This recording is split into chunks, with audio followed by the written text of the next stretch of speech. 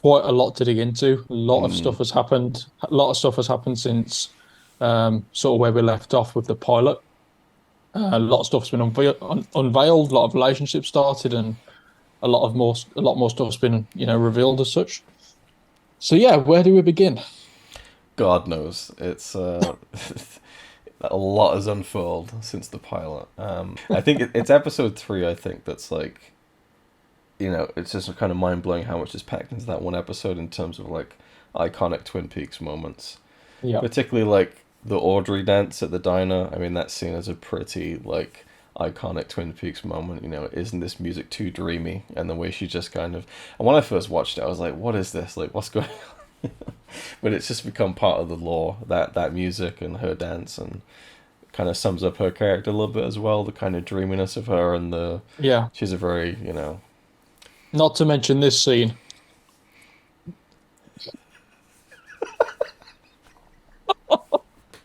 When you're talking like this, when you're talking all the time, I've had you that practice all night. you got to do the sniff. You got to do the full like One of the things that quite struck me when, especially when the dream sequence starts and he's just stood facing the curtain shaking.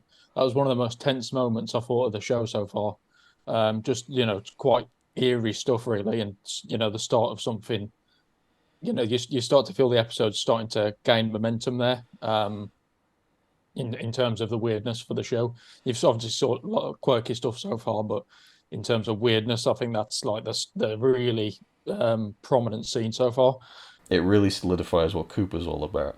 Where obviously he's a great detective, does things by the book. His amazing intuition, which is shown multiple times, but he also really leans into this kind of weird, kind of pseudoscience, kind of, or um, how can I put it? Having a dream and thinking, okay, that's going to help me.